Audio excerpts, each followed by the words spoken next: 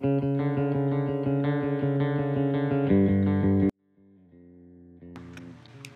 guys, this is White Manga here with a new video, and this video is basically going to be a Q&A video where y'all hit me with questions and I'll hit y'all back with the answers.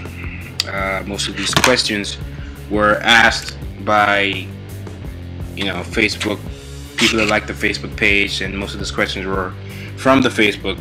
And I know I asked this a long time ago, and so this video was supposed to be released a long time ago. Sorry it's coming late. I traveled, but now I'm back, so now I can hit you with it.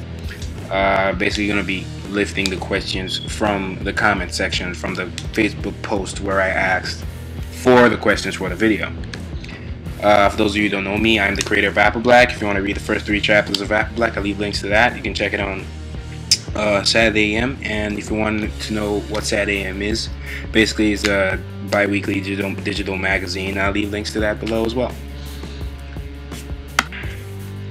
For this video, just to keep things interesting, I'm gonna have me, in the background inking a page or drawing a page or something. And I think that's how I'm gonna keep this series, where for videos where I constantly keep making Apple Black pages, and so when I can, I'm just gonna record it and be using it for things like this, discussion stuff. So in this case, Q&A vid. So on to the first question. Nick Bessie asks, what scanner do you have? Quick answer, the scanner I have is a Mustec Scan Express A3 1200 USB Pro. Now that's the full name. It's basically a Mustec scanner. That's like a MUSTEK. So Mustec Scan Express A3 1200 USB Pro. And it's really huge. You can scan like really big paper, and I think it's great for comic book artists. I actually recommend it to a couple, and a couple people have asked me about the scanner, and I've told them where to they can get like the drivers and stuff like that where they can install in their computer so they can actually use the scanner, because just basically scanner stuff. But that answers the question. It's great for comic book artists. It's big, but it's very light. And when I say big, it's not like huge where it looks like a freaking chair. No, it's big. I don't know. Google it, you see the image, and it's actually lighter, much lighter than it looks from afar. And I got it for anywhere from, I can't remember the actual price, but it was anywhere from $170 to $200. But the kicker is I got it in, I don't know, 2011? I think I got it, yes. I think I got it like mid or late 2011. Probably late 2011. And I've been using the same scanner until 2015. So clearly it works. And I've switched laptops like twice. So I'm still using the same scanner. You can easily find the drivers to install on your computer and still use the scanner. I think it's a great scanner. I recommend the scanner to anyone. That's that. On to the next question. Jack W. Smith asks, what would you tell your younger self, or where would you see yourself in 10 years? Well, first off, what would I tell my younger self? Well, I don't know, nothing. You've already made all the mistakes you could possibly make, so go sit down, it's my turn. It's nothing to tell my younger self. But I've learned from, the mistakes I've made on all fronts, and I hope, still not perfect, so I hope to still improve. And, I'm not just talking art, I'm just talking everything, I'm just talking life. And where you hope to see yourself in 10 years? To sum it up, I'll say just happy, successful, and comfortable. Whatever that is, but like really happy, successful, and comfortable. Maybe Apple Black's popular, got anime in, got a video game, got some merch. Got like, I've worked my ass off and probably popped out at least like 20 volumes. I mean, he did say 10 years, so 20 volumes out at least. Maybe by that time it'll be easier to pop out volumes, and maybe I have hired assistants to help me out and stuff like that. And Apple Black's popularity is pretty high. You got Saturday AM doing well as well. All the comics there are doing great. So things getting adaptations, whether it be novels, video games, and so not just Apple Black. Just happy and comfortable. Jesse Lee asks, how would you compare Apple Black in its first rough draft to your final draft of the story in the universe now? Well, it wouldn't even be comparable.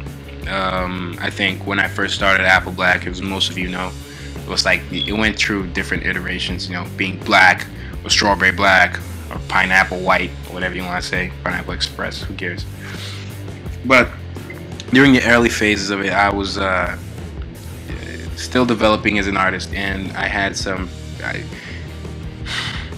I was pretty naive to a couple things, and I was trying to do my research, but I would say I was jumping the gun a little bit, and I was making a couple assumptions, and assumptions about just comics, manga, art styles, and several things. My art style was not where I wanted to be. My comic sequential art skills, my storytelling skills, my writing skills were not where I wanted it to be. So those issues translated to the first draft of Apple Black. So while I wouldn't say it was 100% terrible, it was pretty bad, and that's when I moved on. And the good thing is that I realized this pretty quick.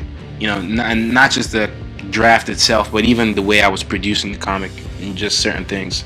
It pushed me to go online, do some research, know what I'm talking about, know why certain things were made, why is manga usually left to right, why are they inked this way, what's the reason of doing this, why do we write the character this way, what are how do I get an appealing villain, what is tearjerkers, what are these, what are that, understanding writing in general and storytelling, cliffhangers, freaking twists, and all those things don't just apply to comics alone, they apply to all forms of storytelling.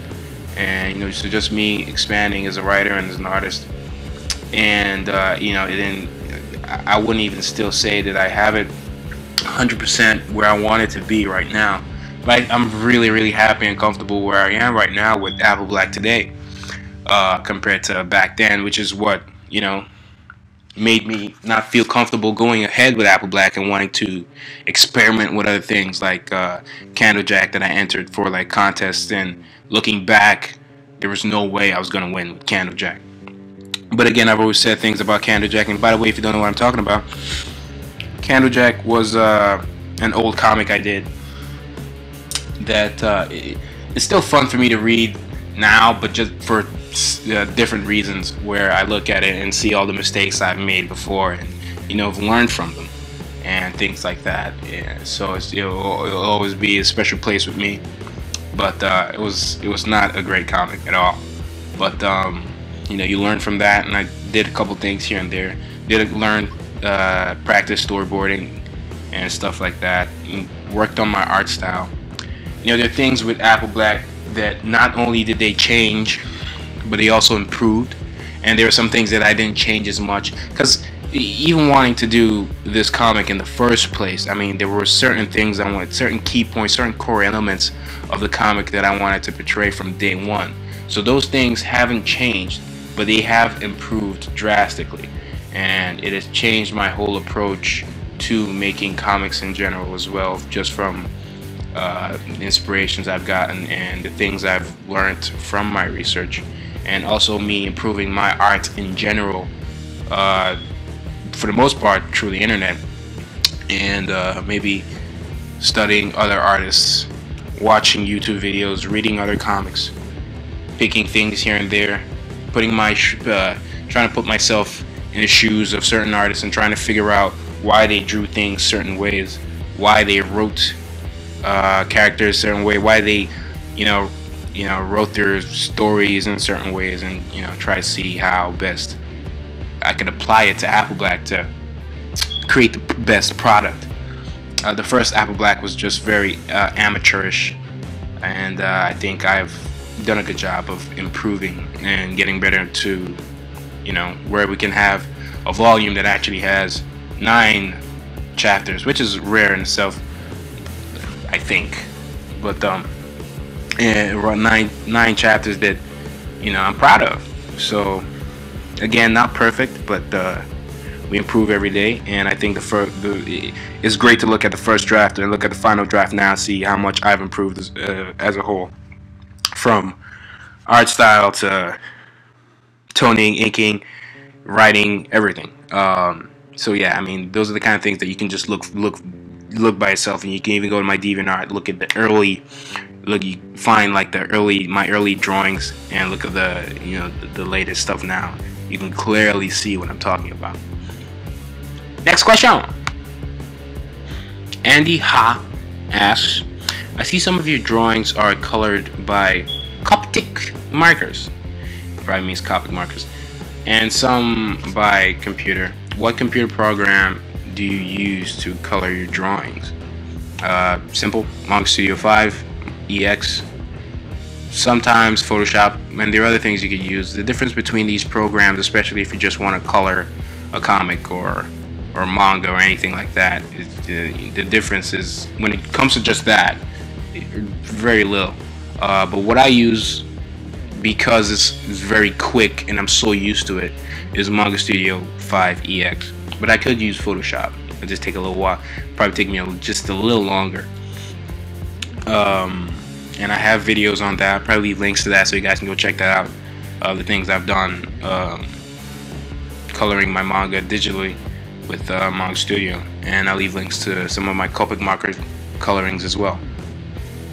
Yeah, I think that's pretty straightforward. Straightforward question, straightforward answer. Next.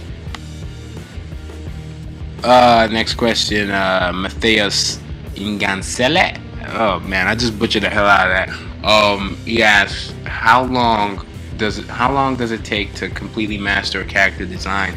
Now, for me, when I design a character, and I know the character is going to show up a lot in the comic, and I'm following the pages, I usually don't like master it immediately. Maybe I might draw it a couple times before it actually appears on the page, but there are even times when I'll design a character, but once it's time to actually draw the character on paper and they make their debut in the story, I might change a thing or two on the page, live, right there on the spot. And usually for me to master it, I don't really keep track of the time, but the more times I draw it, the more I get used to the character. I already have a feel of the character and how, what kind of their personality and stuff like that. I think things like that are like mastered immediately. Well, I don't know about mastered, but I pretty much have a grip on those kind of things immediately. I've thought about them, and sometimes the struggle will be about being consistent and knowing how to write that character and how they respond to certain things and how they react to certain things. But as far as the design goes, from a physical standpoint, it's just one of those things where the more you draw it, the better. And sometimes I will draw it, and I'll forget something, and I'll go to the initial drawing, the initial drawing that I did, just to make sure I'm consistent with the design. And then I just, with time, I stop going back. So guys, clearly I couldn't get to all the questions. If I did, this video would probably be too long, and I don't want it to be too long, so I'm just gonna save some of the questions for the next video. So if you want to add questions to the queue, I guess, you can leave the questions in the comments below, and I will get to them, and I'll try to answer them as best as I can. If you guys enjoyed the video, please like this video, and again, leave a comment if you have a question, and subscribe to the channel if you enjoy my art or something. It's White Manga, and I'm out.